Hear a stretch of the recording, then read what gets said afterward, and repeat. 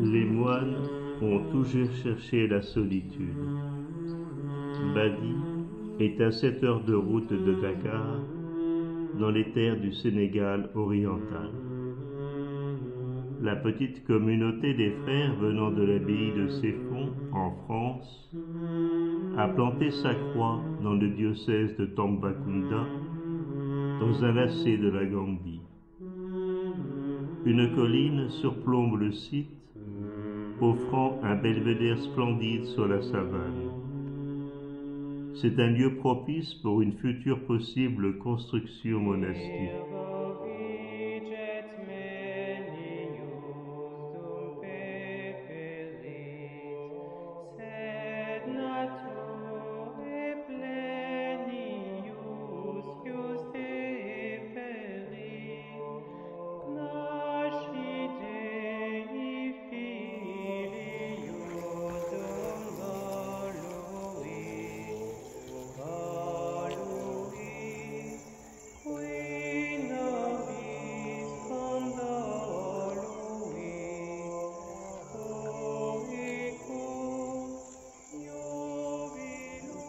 Des garçons sénégalais sont allés à Ceffonds pour vivre la vie monastique et maintenant l'abbaye de Ceffonds nous aide à fonder un monastère ici pour pouvoir recevoir des garçons qui désireraient vivre la vie cistercienne dans leur pays même.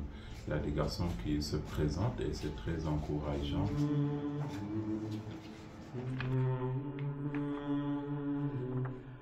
La vie monastique n'est pas née en France, en Italie, mais en Afrique.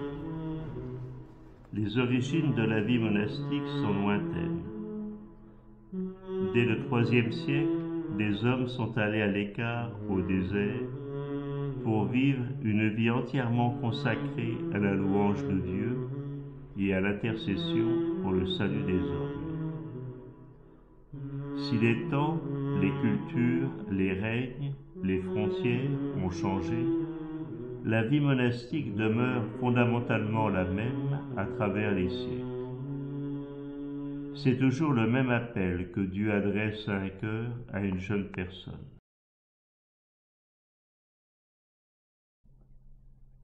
À Badi, les frères mènent la même vie qu'à Ceffonds, leur maison mère, en plus petit, en plus simple.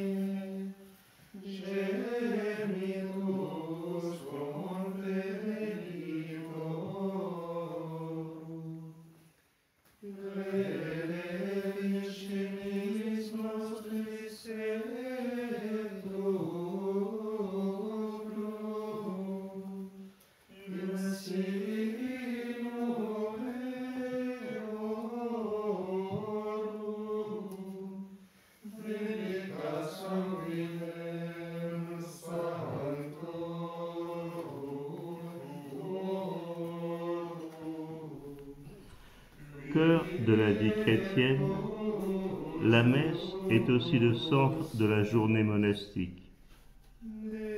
Elle réalise au plus haut degré la triple finalité du moine, louange de Dieu, intercession, intimité avec la personne de notre Seigneur.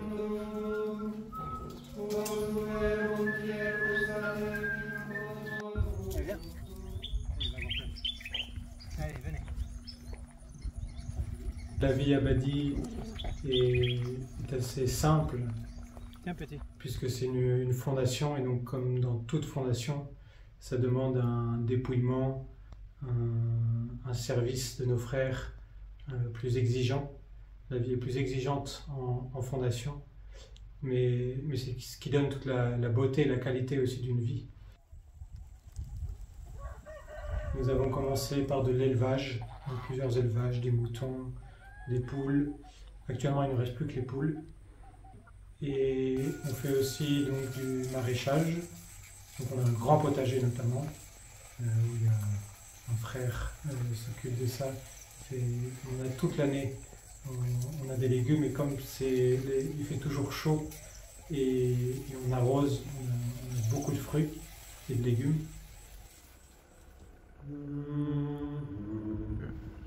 Étant au plein cœur de la forêt, il y a un certain silence et une certaine solitude par rapport au monde. Donc le village le plus près est à peu près à 2 km, ce qui donne un cadre très paisible, très calme.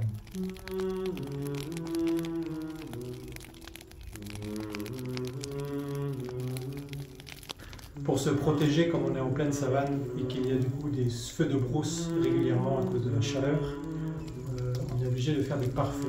C'est-à-dire qu'on coupe une bande tout autour du terrain, à peu près 20 mètres de long, et qu'on fauche juste avant la saison sèche. Comme ça, quand les feux de brousse commencent, on est protégé et on évite d'avoir un incendie chez nous.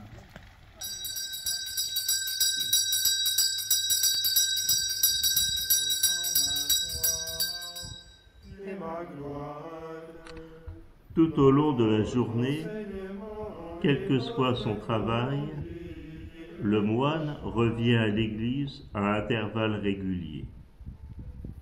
Ce sont les offices de la matinée, tierce à 7h30 et sexte à 10h45, auquel succède l'office du début de l'après-midi, none, celui du crépuscule, vêpres, et enfin l'office de la fin du jour, complis.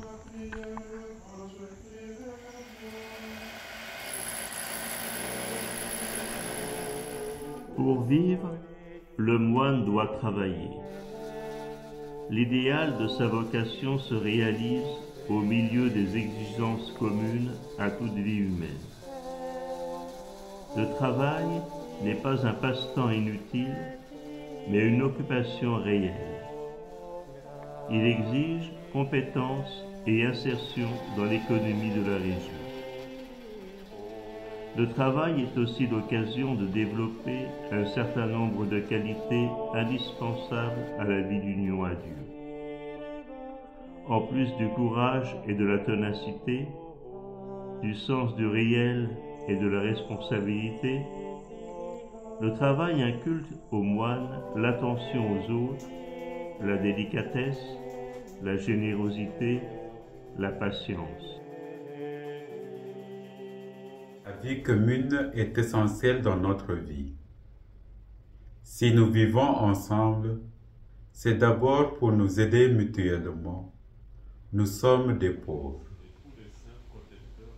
Au contact des frères, on se découvre faible, maladroit.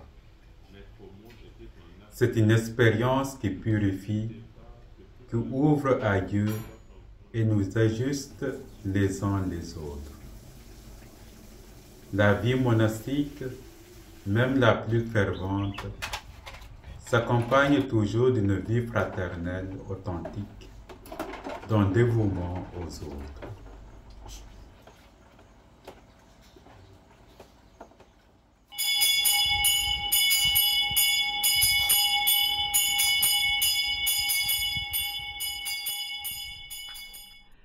Faire oraison, c'est se tenir en présence de notre Seigneur, présent au tabernacle, dans le but de l'aimer et de grandir dans son amour. Dieu ne mérite-t-il pas tout notre amour? Quand il se met à genoux, le moine retrouve au fond de lui-même la certitude d'être à sa vraie place, de vouloir aimer Dieu et le servir.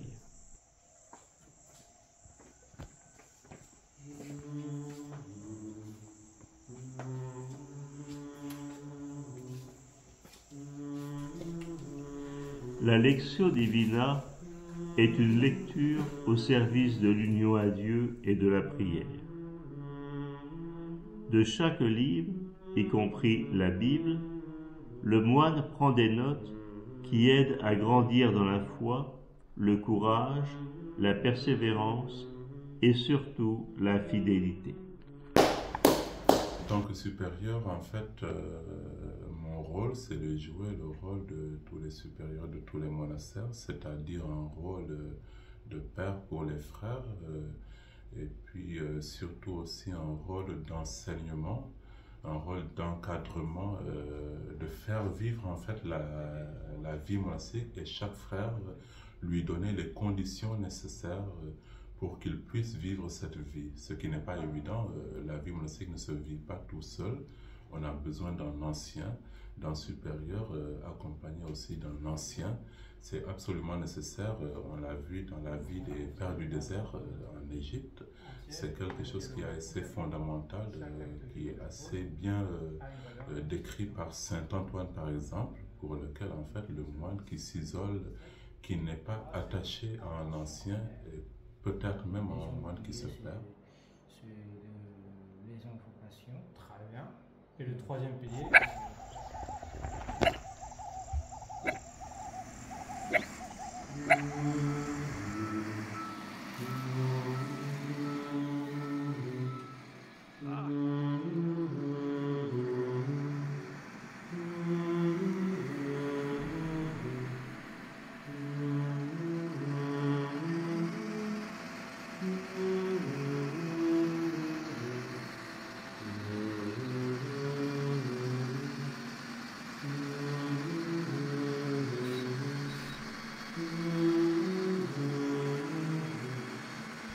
Nous sommes donc arrivés sur le terrain en 2017, donc c'était la forêt, donc il a fallu un peu couper sur notre terrain et donc construire petit à petit. Et donc là on est dans la deuxième phase, donc tout s'est fait au jour le jour.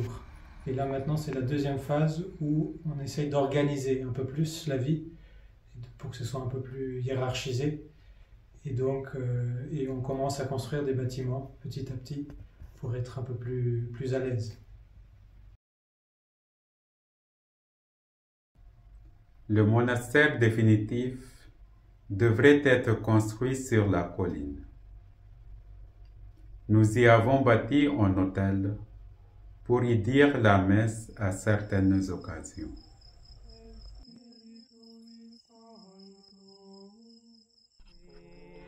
Le moine n'est pas la brebis fidèle qui jouit de la tranquillité du bercail pendant que les brebis égarées souffrent dans la nuit.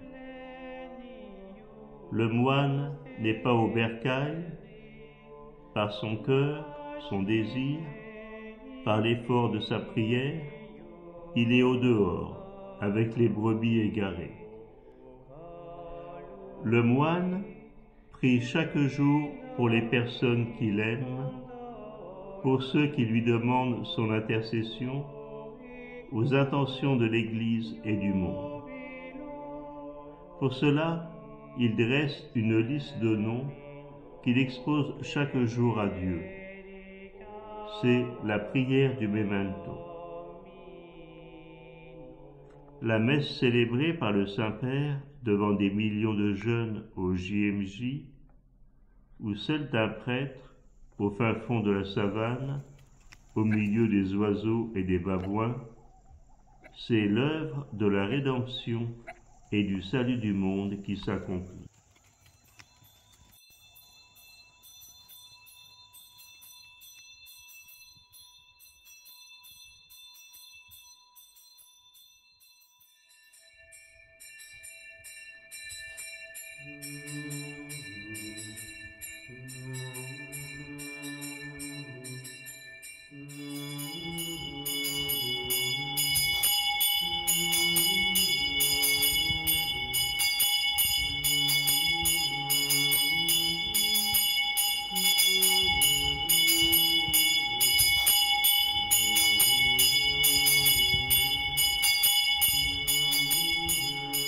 Dans l'ordre cistercien, chaque monastère est consacré à la Vierge Marie dans le mystère de son Assomption.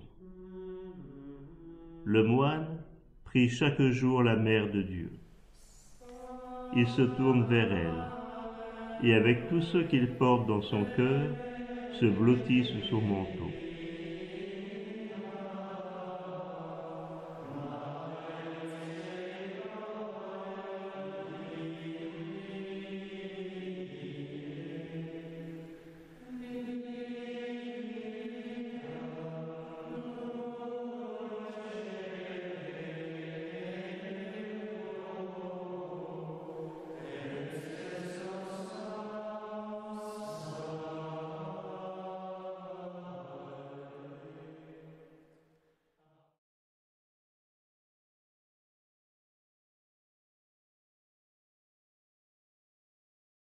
L'appel de Dieu est chose mystérieuse, car il se fait entendre dans la pénombre de la foi. Et sa voix est si tenue et si discrète qu'il lui faut toute la résonance du silence intérieur. Pourtant, rien n'est plus décisif et plus bouleversant, rien n'est plus sûr et plus fort pour l'homme qui vit sur cette terre.